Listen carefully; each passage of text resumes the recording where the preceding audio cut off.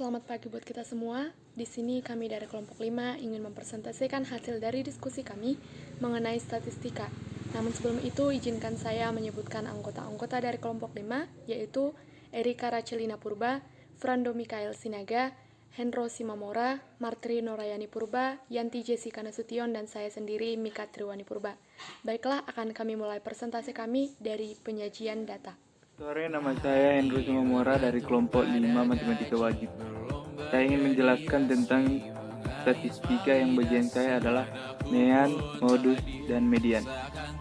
Mean yang sering disebut rata-rata atau rataan, yang kita tahu rumusnya adalah X bar sama dengan sigma FI kali XI per sigma FI. Yang kita tahu contoh soalnya bisa dilihat dari PPT tersebut. Kedua, modus. Modus ada atau data tengah.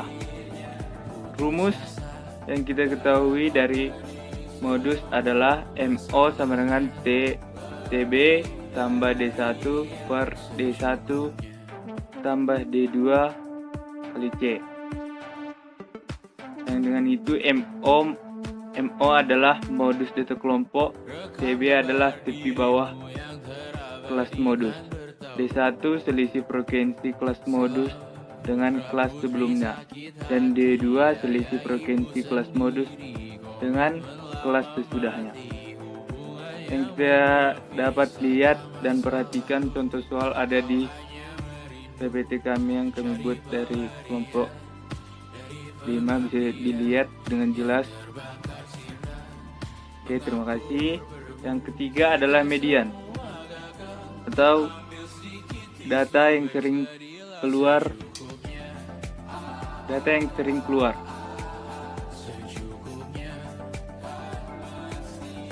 Yang kita tahu syarat data harus diurutkan dari terkecil hingga terbesar.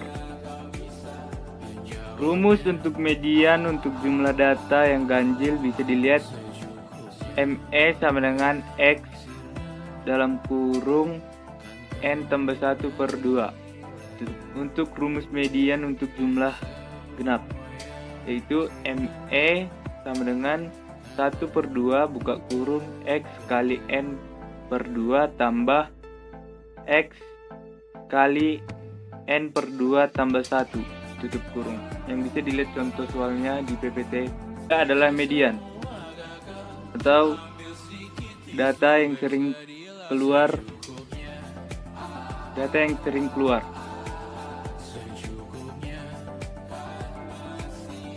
Yang kita tahu syarat data harus diurutkan dari terkecil hingga terbesar.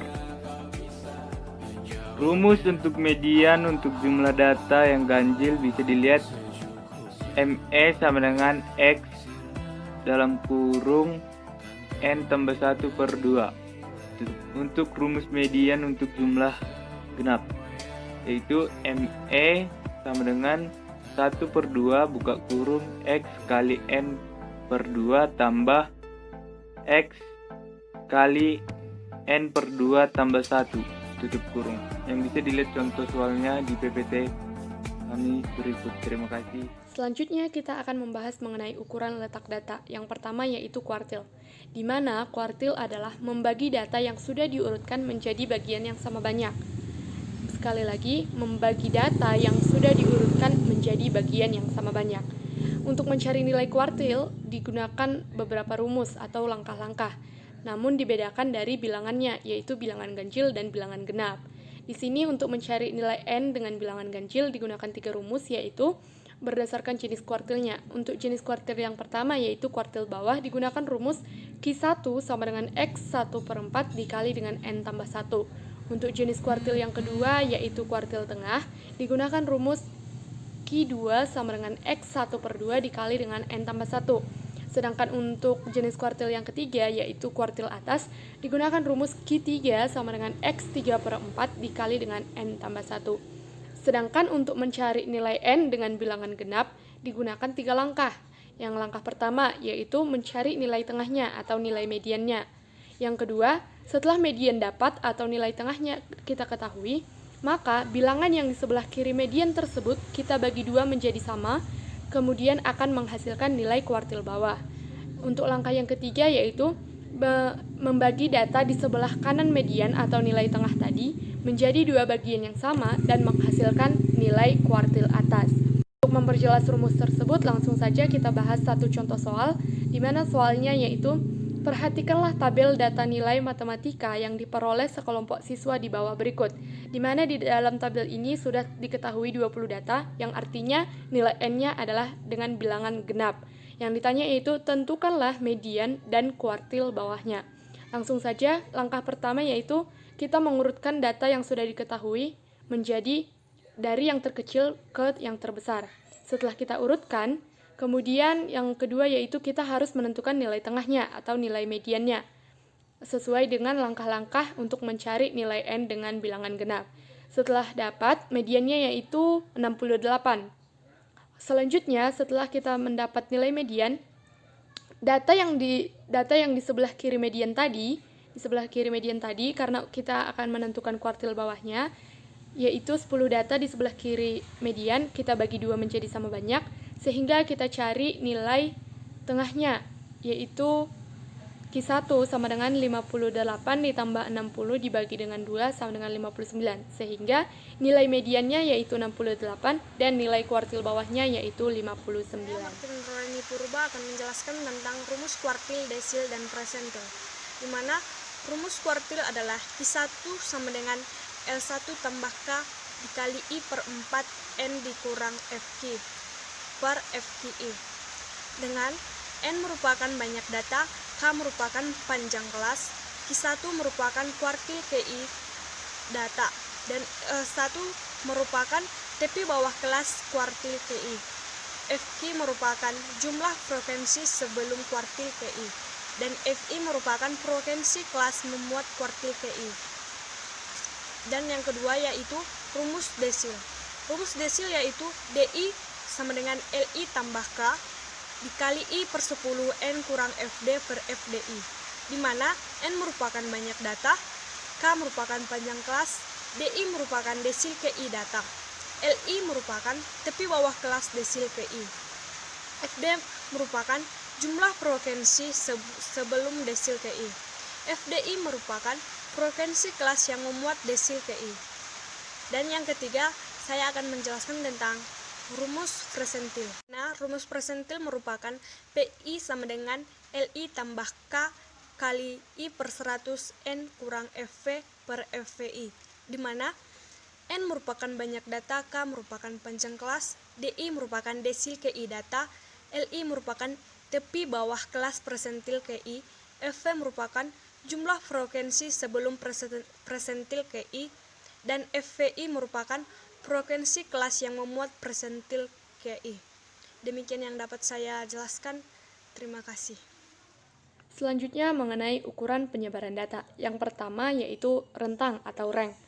Rank merupakan selisih antara data terbesar dengan data terkecil, di mana untuk menentukan rank ini digunakan rumus rank sama dengan X maksimal dikurang dengan X minimal, di mana X maksimal adalah nilai terbesar dan X minimal adalah nilai terkecil. Langsung kita bahas satu contoh soal, di mana soalnya yaitu hitunglah rentang dari data 21, 19, 17, 20, 21, 23, 24, dan 25. Untuk menyelesaikan soal ini, kita harus menentukan terlebih dahulu nilai X maksimalnya dan nilai X minimalnya. X maksimal adalah nilai terbesar, maka nilai terbesar dari data tersebut adalah 25. Kemudian X minimal adalah nilai terkecil, maka nilai X minimalnya adalah 17.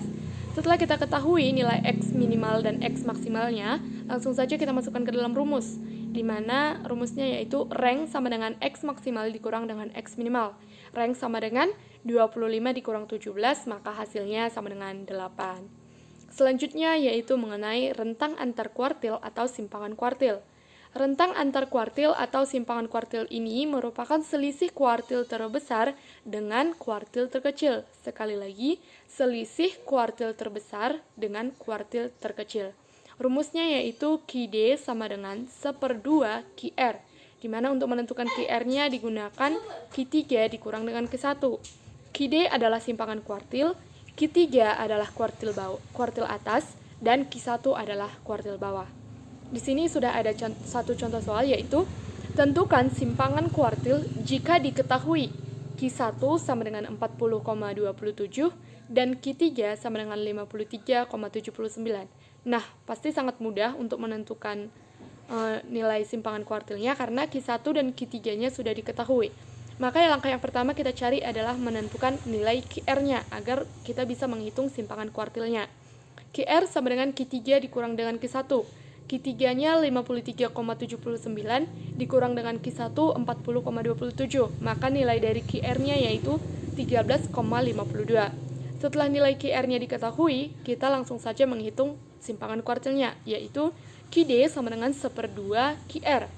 QD sama dengan 1/2 dikali dengan 13,52. Maka hasil dari QD-nya atau simpangan kuartilnya yaitu 6,76. Domikali Sinaga akan menjelaskan 1. Simpangan rata-rata. Simpangan rata-rata adalah jarak antara nilai data dan menuju rata-rata. Rumusnya yaitu SR sama dengan 1/N sigma dari XI kurang X rata-rata, di mana SR adalah simpangan rata-rata, N sama dengan banyaknya data, XI sama dengan data yang ke I, X rata-rata sama dengan rata-rata. Untuk soal contohnya dapat dilihat dari PPT berikut ini. 2 adalah simpangan baku.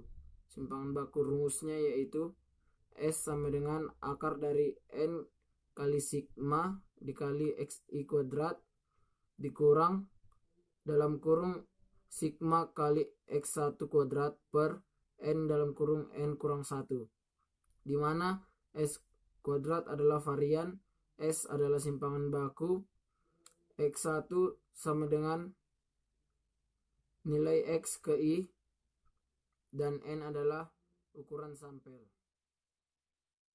Perkenalkan, nama saya Erika Racelina Purba, saya dari kelompok 5. Di sini saya akan menjelaskan contoh.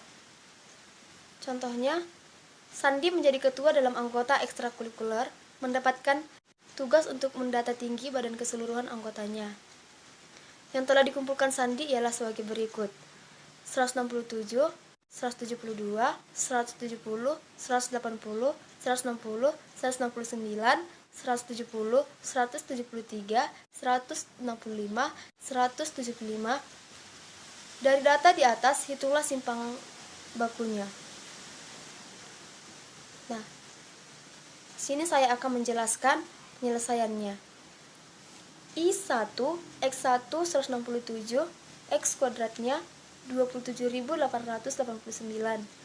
I2, X1 172, X kuadratnya 29.584. I3, X1 170, X kuadratnya 28.900. I4, X1-nya 180, X kuadratnya 32.400. I5, X1-nya 160, X kuadratnya 25.600.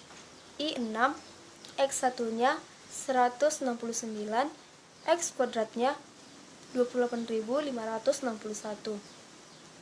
I7, X1-nya 170, X kuadratnya 28.900. I8, X1-nya 173, X kuadratnya 29.929. I9, X1-nya 163, X kuadratnya 27.225. I10, X1-nya 175, X kuadratnya 30.625. I dinyatakan sebagai sigma, X1-nya di jumlah total sebesar 1.710. X kuadratnya di total 289.613. Dari data di atas, dapat diketahui bahwa jumlah data N sama dengan 10 dan derajat bebas atau dalam kurung N kurang 1 sama dengan 9.